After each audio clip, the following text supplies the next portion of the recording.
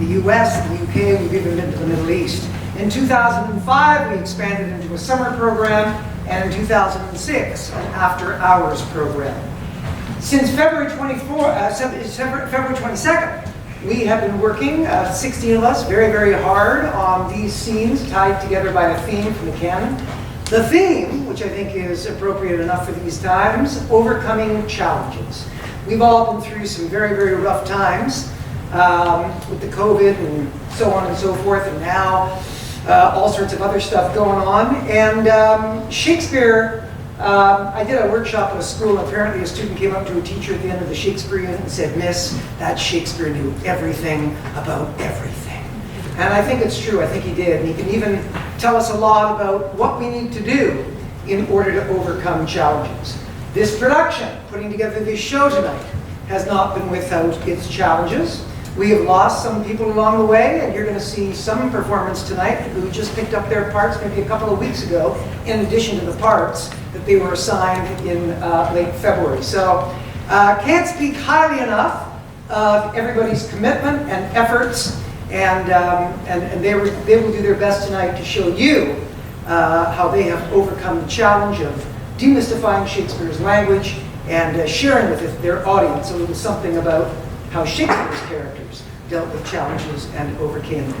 Ladies and gentlemen, it is my privilege and my honor to present to you the 2022 Shakespeareance After Hours program. Thank you very much for coming. We hope you enjoy the show.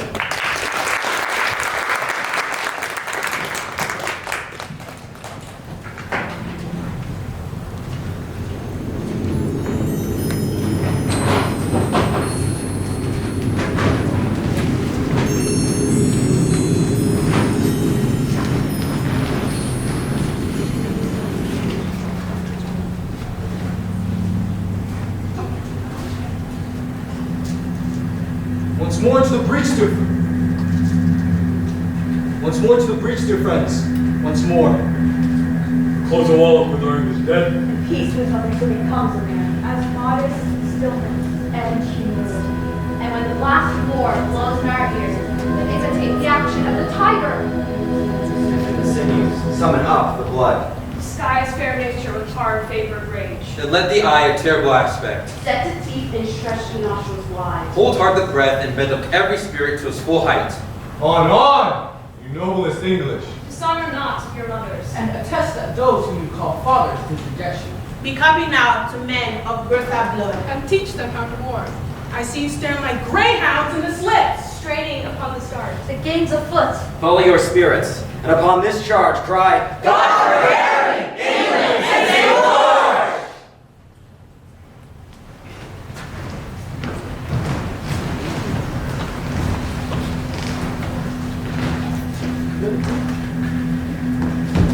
Draw thy tool. Here comes still the house of the monster. Is that quarrel? I will back you. How? Turn that back and run? Not.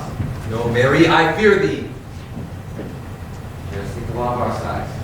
That me. I will frown as I pass by, and let them take it as it does. Nay, as they dare.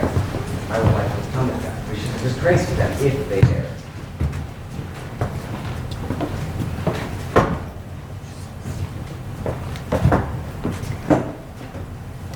Do you bite your thumb at us, sir? I do bite my thumb, sir. Do you bite your thumb at us, sir? Law of our side, no. No, sir. I do not bite my thumb at you, sir. But I do bite my thumb, sir. Do you quarrel, sir? Quarrel, sir? No, sir. If you do, sir, I am for you. I serve as good a man as you. No better. Sir. Say better. Here comes one of my masters. Yes, better, sir. You lie! Draw, give me men. Gregory, remember thy scorching blow. Hard fools, put up your swords, you know not what you do. What? Drawn among these heartless hinds? Turn thee, Benvolio! Look upon thy death! I do refuse. Now put up your sword and manage to port these men with me! What? Drawn and talk of peace? I hate the word and I hate hell. All want to use. End thee! Have at thee, coward! Rebellion to enemy to peace. Revenge about these dead on whose day still. Would they not hear? What host? You men!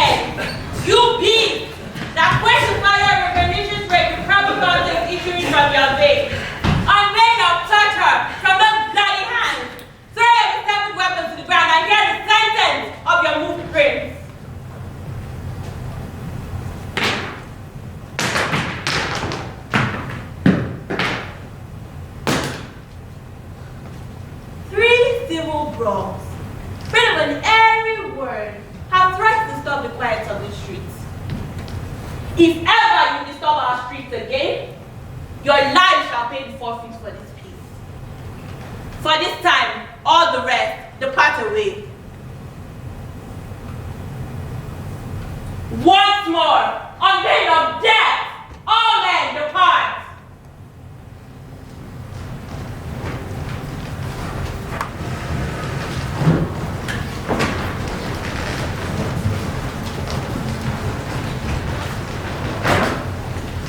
Happy be Theseus, our renowned Duke. Good news, what's the news with me? Full of vexation come I, with complaints against my child, my daughter Hermia. Step forth, creatures. My noble lord, this man hath my consent to marry her. Stand forth, Lysander. And my gracious Duke, this man hath bewitched the bosom of my child, filched my daughter's heart, turned her obedience, which is due to me, to stubborn harshness. And my gracious Duke, be it so that she will not hear before your grace consent to marry with Demetrius. I beg the ancient privilege of Athens. As she is mine, I may dispose of her, which shall either be to this gentleman or to her death. What say you, Hermia? The advice you made to you, your father should be a god. Demetrius is the worthy gentleman. So is Lysander. Yes, in himself he is, but in this kind, wanting your father's voice, the other should be held the worthier. I would my father look it but with my eyes. Rather your eyes must with his judgment look. I beseech your grace, that I may know the worst that may befall me in this case if I refuse to wed Demetrius. Either to die the death, or to abjure forever the society of men. Therefore, fair Hermia, question your desires. Examine whether if you yield not to your father's voice, you can endure the livery of a nun. Take time to pause, and by the next new moon upon that day, either prepare to die for disobedience to your father's will, or else to wed Demetrius, as he... Demetrius, Aegeus, come along. There's some business that I must employ that you consider yourselves. With duty and desire, we follow you. How now, my love? Why is your cheek so pale? How chance it roses there do fade so fast? You like for want of rain, which I could well deem them from the tempest of my eyes. Ay me, for aught that I could ever read, could ever hear by tale or history. The course of true love never did run smooth, but either it was different in blood, Oh, cross, too high to be all too low. or else misgraft in respective years, Oh, spite, too old to be engaged too young. or else it stood upon the choice of friends. Oh, hell, to choose love by another's eyes. Or, if there were a sympathy, choice, war, death, or sickness, do lay siege to it, making it momentary as a sound, swift as a shadow, short as any dream, brief as a lightning in a collied night that in a spleen unfolds both heaven and earth, and ere man hath power to say, behold! The jaws of darkness do devour it up. So quick, right things come to confusion. When true lovers have been ever crossed, it stands as an edict in destiny.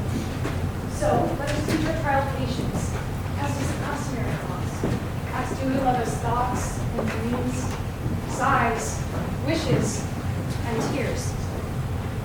A good persuasion, but hear me, Hermia. I've a widow aunt, a dowager of great revenue, and she hath no child.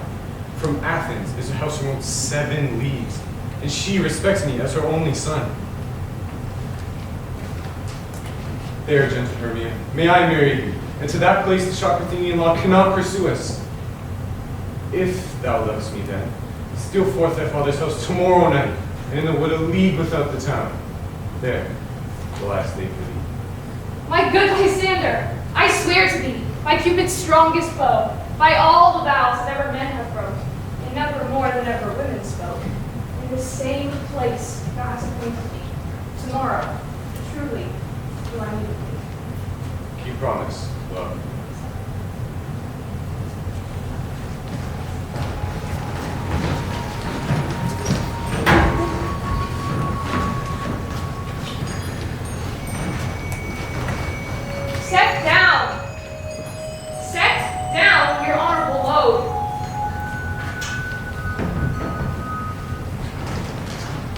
Lord King, curse the hand that made these fatal holes. Curse the blood that let this blood from hence. If ever he have life, let her be made as miserable by the death of him as I am made by my poor Lord in thee.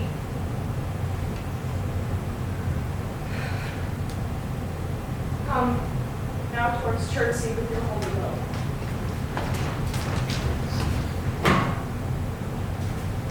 Stay, you that bear the course, and set it down. Villains, set down the course, or by St. Paul will make a course of him that disobeys. My lord, stand back and let the coffin pass. Manner dog! Stand now when I command. Advance thy helmet higher to my breast, or by St. Paul I'll strike with my foot, and spurn upon thee, beggar, for thy boldness. What? Do you tremble? Are you all afraid? Alas, I blame you not, for you are mortal, and mortal eyes cannot endure the devil. Sweet saint, for charity, be not so cursed. For God's sake, hence, and trouble us not. Lady, you know no rules of charity, which renders good for bad, blessings for curses. Fairer than tongue can name thee, allow me some patient pleasure to excuse myself. I did not kill your husband. Why? Then he is alive. Nay, he is dead, and slain by Edward's hand. In thy foul throat thou liest. Oh, he was gentle, mild, and virtuous. But it was the King of Heaven that happened. He is in heaven, where thou shalt never come. We let him thank me, that helped to send him thither, for he was fitter for that place than earth. And thou unfit for any place but hell. Yes, one place else, if you will hear me name it. Some dungeon. That chamber. Is not the causer of the timeless deaths of these Plantagenets, Henry and Edward, as blameful as the executioner. Thou art the cause, and most accursed effect. Your beauty was the cause of that effect. Your beauty, which did haunt me in my sleep to undertake the death of all the world, that I might live 1 hour in your sweet bosom. He that bereft thee, lady, of thy husband, did it to help thee to a better husband. His better doth not breathe upon the earth. He lives that loves thee better than he could. Name him. Where is he?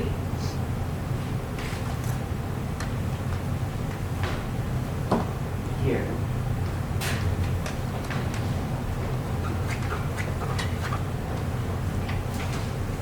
Why dost thou spit at me? Would it were mortal poison for thy sake. Never came poison from so sweet a place. Never hung poison on a fowler toad.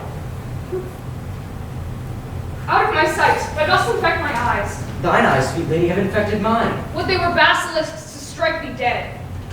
And what they were, they might kill me at once, for now they kill me with a living death. I never sued to friend nor enemy. My tongue can never learn sweet, smoothing word, but now thy beauty is proposed my feet. My proud heart soothes and prompts my tongue to speak. Teach not thy lips such scorn, for they are made for kissing, lady, not for such contempt. But thou revengeful heart cannot forgive. Well, here I lend this sharp-pointed sword, which if thou please to hide in this true bosom of the soul forth that adoreth thee, I lay it naked to the deadly stroke, and humbly beg For that, death upon my knee. Nay, do not pause, for I did kill King Henry, but 'twas thy beauty that provoked me. Nay, a dispatch. 'Twas I that stabbed young Edward, but 'twas thy heavenly face that set me on.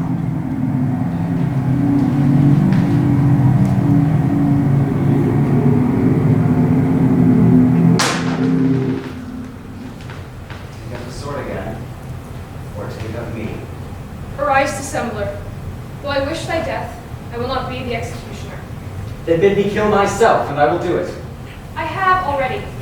Tush, that was in thy rage. Speak it again, and even with the word, that hand which for thy love did kill thy love, shall for thy love kill a far truer love. To both their deaths thou shalt be accessory. I would I knew thy heart. 'Tis figured in thy tongue. I fear me both are false. Then never man was true. Well. Well. Put up your sword. Say that, my peace is made. That shall you know hereafter. Shall I live in hope? All men, I hope, live so. Vouchsafe to wear this ring. To take is not to give.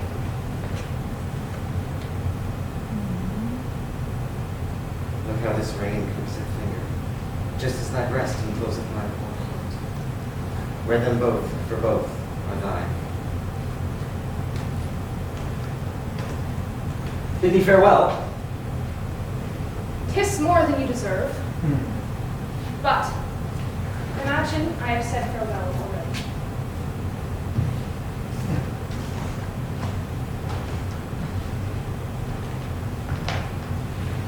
Was ever woman in this humor wooed?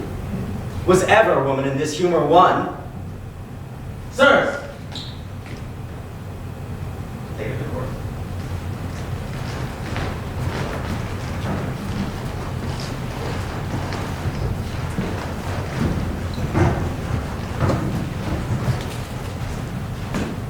Oh, my offense is rank! It smells to heaven! Half the primal, eldest curse upon it. A brother's murder. Pray can I not, though inclination be as sharp as will. But oh, what form of prayer may serve my turn! Forgive me my foul murder? That cannot be, since I am still possessed of the effects of which I did the murder. My crown, mine own ambition, my queen. May one be pardoned or attain the offense? Oh, wretched state! Help! Angels, make us sing! Bow, stubborn knees, harp, strings of steel, and soft sinews of the newborn day.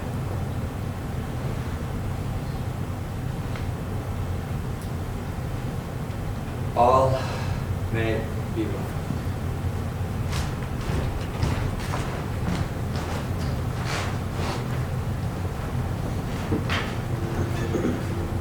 Where wilt thou lead me? Speak, I'll go no further. Mark me. I will. My hour has almost come when I to sulphurous and tormenting flames must render up myself. As for ghosts. Pity me not, but lend thy serious hearing to what I shall unfold. Speak, I'm bound to hear. So art thou to revenge when thou shalt hear? 'Tis given out that sleeping in my orchard a serpent stung me. But no, thou noble youth, the serpent that did sting thy father's life, now wears his crown. My prophetic soul, my uncle. I, that incestuous, that adulterate beast. Sleeping in my orchard, my custom always of the afternoon, upon my secure hour thy uncle stole. The juice of cursed Huguenot in the vial, and in the porches of my ears did put the leprous to stillness. Thus was I sleeping by a brother's hand, of life, of crown, of queen, at once dispatched. Oh horrible, most horrible, if thou hast nature in thee, bear it not. Well at once, the well-wishers of matches be here. Adieu. Adieu.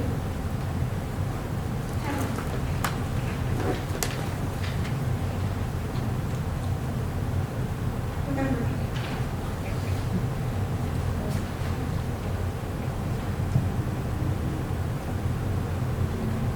O all you hosts of heaven, earth, what else? Shall I couple hell? Remember thee. I, a poor ghost, will memory hold the seat in this distracted globe. Remember thee.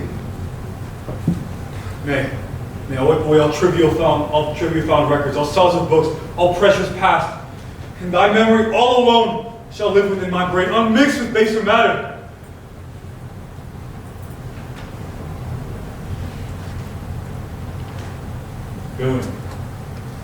Villain, smiling, damn it, villain!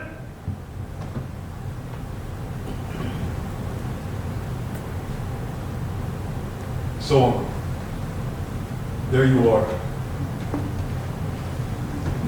Now to my word, it is adieu, adieu. Remember me. I've sworn it.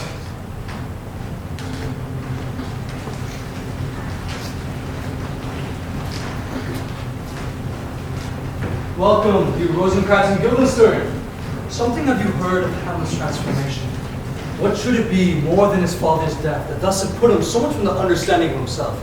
I do not dream of. I entreat you both that you vouchsafe the Western our court in some little time, so that by your companies, to draw on to pleasures, to gather so much from the occasion you may glean, that there ought to us unknown affliction thus that open the lives within our limits.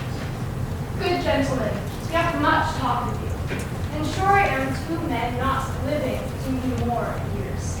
We both obey, and here give up ourselves in the full. Rental our service freely at your feet. Thanks, Rosencrantz, and gentle Guildenstern. Thanks, Guildenstern and gentle Rosencrantz. And I beseech you instantly to visit my too much changed son. Heavens make our presence and our practices pleasant and helpful to him.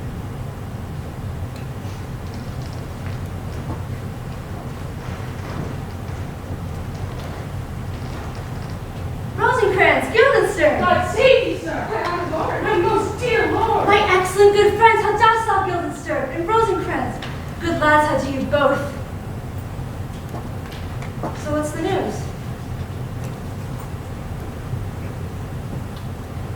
I have of late, but wherefore I know not, lost all my mirth, forgot all custom of exercise, and indeed, it goes so heavily in my disposition that this goodly frame the earth seems to me sterile promontory. This most excellent canopy, look you! This brave, overhanging firmament, this most majestical roof, fretted with gold and fire and wide, it appears to me no other thing than a foul and pestilent congregation of vapors.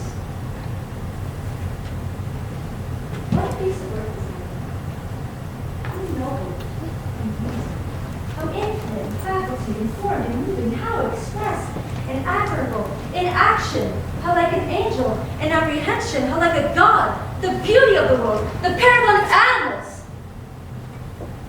Why it appears to me no other thing than a foul and pestilent congregation of dust. Man delights not me. No, me neither. Though by your smiling you seem to say so. My lord, there's no such stuff in our thoughts. Why then did you laugh when I said man delights not me? To think, my lord, if you do not know in man, what Lenten entertainment shall the players receive from you? We coated them on the way, and thither they coming to offer you service. What is it, man? Shall we look? What players are they? Even those who you were wont to take delight in. The Chichigans of the city. Elfin beauties from light. We're welcome to Elsinore. Good, my lord.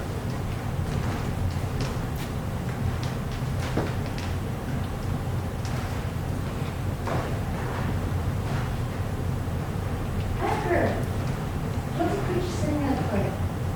That by the very cunning of the scene, been struck so to the soul that they have proclaimed their malefactions. Or murder, though it have no tongue, will speak with the most miraculous organ. I'll have these players play something like the murder of my father before my uncle. I'll observe his looks, I'll touch him to the quick, and if he but blench, I know my course. The spirit that I have seen may be the devil, and the devil hath power to assume a pleasing shape. Yet out of my weakness and my melancholy, he's very prompt with such spirits. Abuses me, to damn me. I'll have grounds more relative than this. The play will be the thing wherein I will catch the conscience of the king.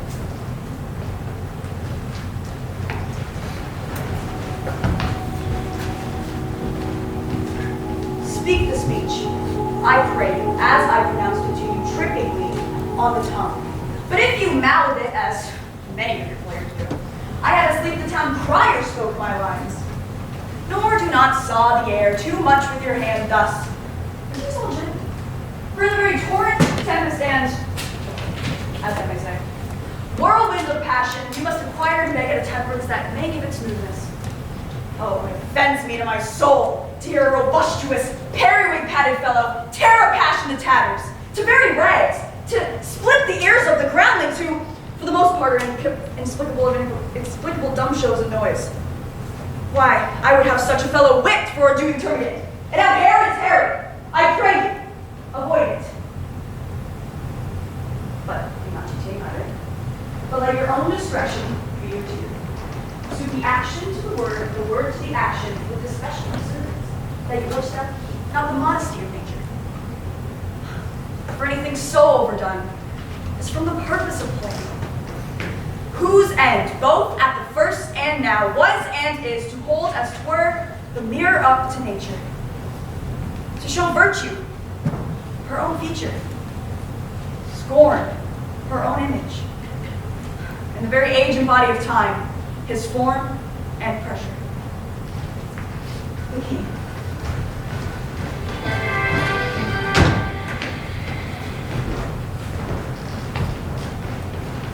How fares your cousin Hamlet's? Excellent, in faith. Of the chameleon's dish, I eat the air, promise cramped. You cannot feed capon so! Nothing of his answer, Hamlet. Those words are not mine. No, mine. Now, my lord, you played once in the university, you said. That I did, and was a consummate good actor. What did you enact? I did enact Julius Caesar. I was killed in the Capitol. Where does the killer? Part of it feels so capital, Captain. Be the players ready. Aye, my lord, they stay upon your patience.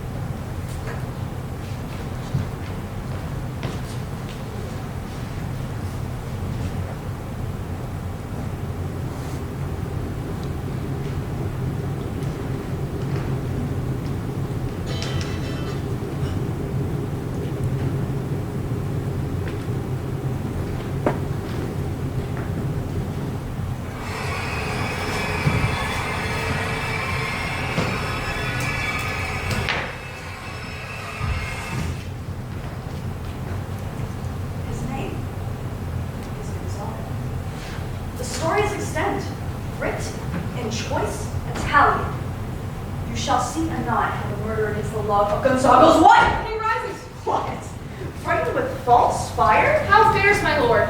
Give me some lights! Away! Lights! Lights! Lights! Why let the stricken deer go weep, the hearts are well play? Why someone's watching, some asleep, which one's the world away? Good Horatio, I take the ghost's word for £1,000. This proceed very well, my lord. Upon the top of poisoning, I indeed very well. Aha! Come! Some music! Come, the recorders! For if the king like not the comedy, what then he likes not birdie. Come! Some music!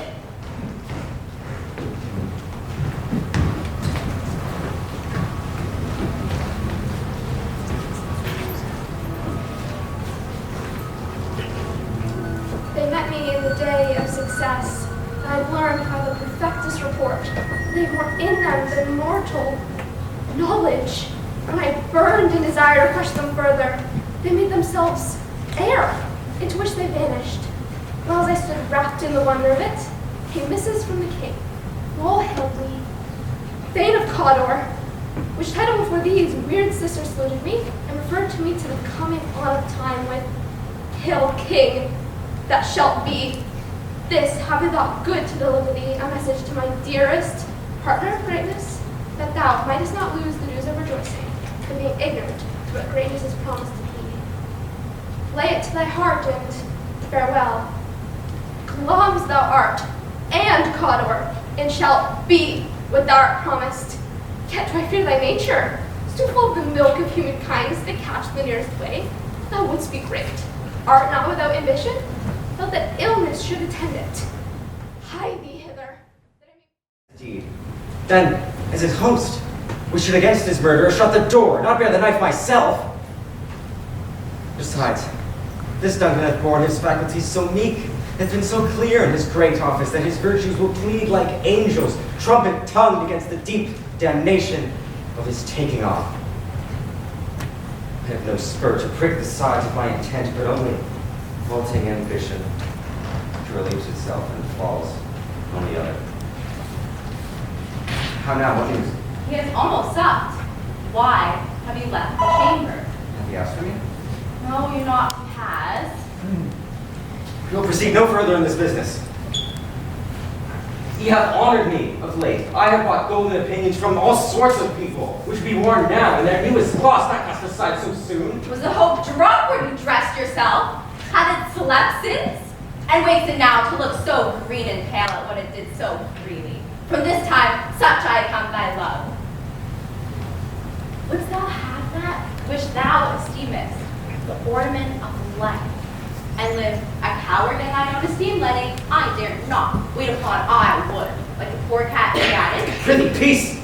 I dare do all that may be for a man. Who dares do more is none. What beast was that made you break this enterprise to me? When you durst do it, then you were a man. And to be more than what you were, you would be so much more the man.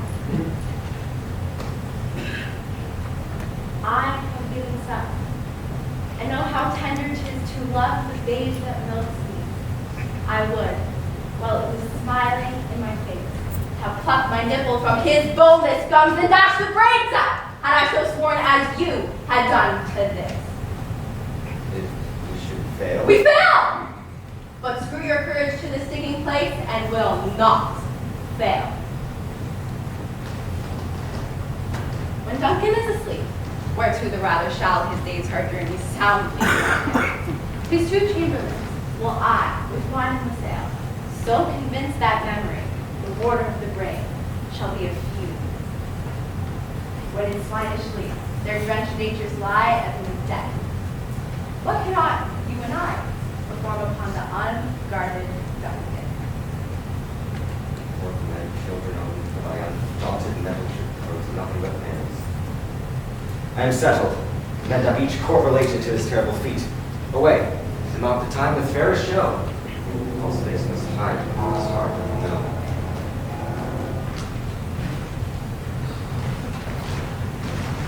Gentlemen and friends, I thank you for your pains. I know you think to dine with me today, and I've prepared great store of wedded cheer. But so it is, my hateful call me hence, and therefore here I mean to take my leave. Is it possible you will away tonight? I must away today before night comes. Make it no wonder, if you knew my business, you would to me rather go than stay. In honest company, I thank you all that have beheld me give away myself to this most patient, sweet, and virtuous wife. Dine with my father, drink a health to me from hence, and farewell to you all. Let's entreat you skipped off dinner. It may not be. Let me entreat you. It cannot be. Let me entreat you.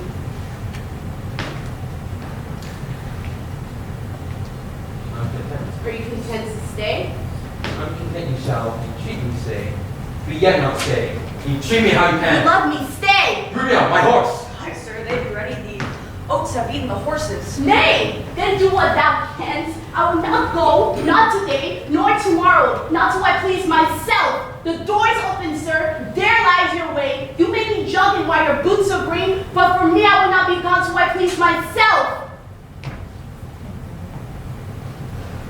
Okay, content thee, prithee. Do not be angry. I won't be angry. What hast thou to do? Father, be quiet.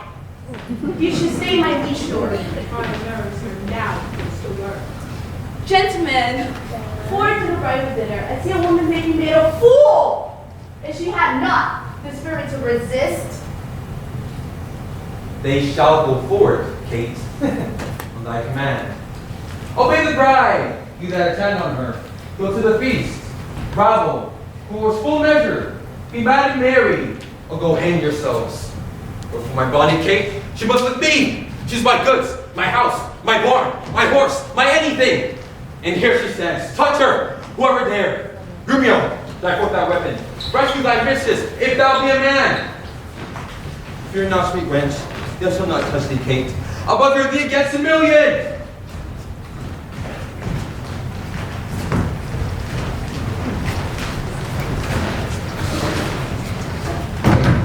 Fie, on all tired jades, on all mad masters and foul ways. Was ever man so beaten? Was ever man so rayed? Was ever man so weary? I am set before them to make a fire, and they are coming to warm themselves. Oh, Curtis! Who's that call so coldly? A piece of ice, a fire, good Curtis. Julio! Is my master and his wife coming? Keen at hand, enlightened by this, and therefore silence after my master. Where be these knaves? What? No man at door to hold my sword, nor to take my horse?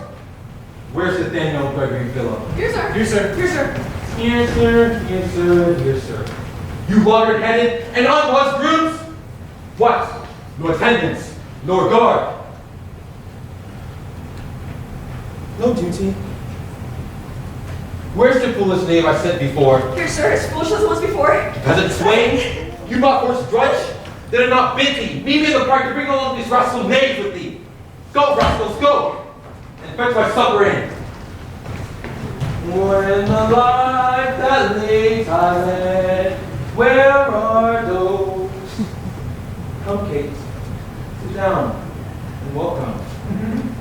Sound, sound, sound, sound! Why, when I say, nay, good sweet Kate, be merry. Off with my boots, you rogues, you villains, when? As a friar of orders great, at the forefront, out, you look my foot right, take that, and the plugging off the other. Be merry, Kate, some water here, what ho? Where's my spinal toilet? So right, get your hands. Where are my slippers? Shall I have some water?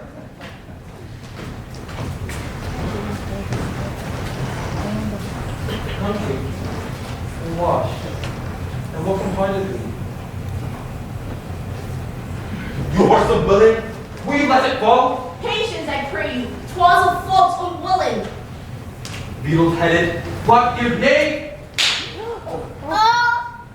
Okay, sit down. I know you have stomach. My girl.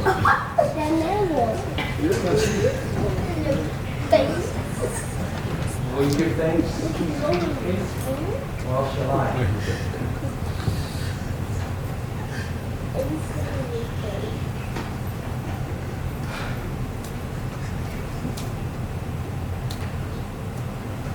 What's this? Mutton? I. Who brought it? I. It's burnt! And so is all the meat! What dogs are these? Where's the rascal cook? Come, your scrupulous, bring it from the dresser, and serve thus to me that love it not! There, take it to you, partners, helps and all! You heedless, jolted, and unmarried slaves! What? Do you grumble? Well, be I pray you, husband. Be not so disquiet. The meat was well if you were contented. And tell thee, Kate, was burned to dry away, and I expressly forbid to touch it, for to them is calling. With anger, better to that both of us did pass into ourselves. Our souls are colored, that beat with such over-roasted flesh. From my own tummy, but anger, and for this night, the class are coming. Come, I'll take you to thy bridal chamber.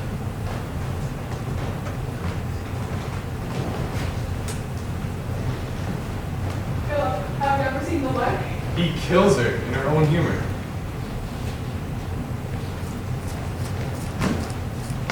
Where is he? In her chamber, reading a sermon of constancy to her, and rails, and swears, and rates, that she, poor soul, knows not which way to stand, to look, to speak, and sits as one who risen from his dream. Away! Away, for he's coming hither!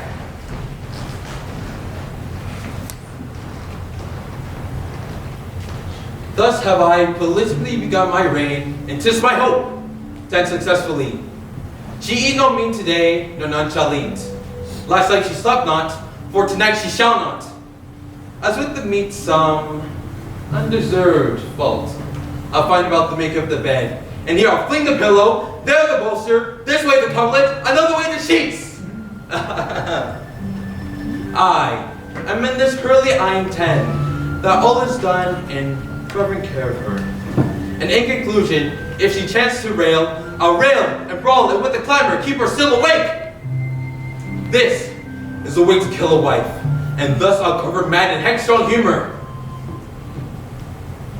He that knows better how to tame is true. Now let me speak. 'Tis charity to show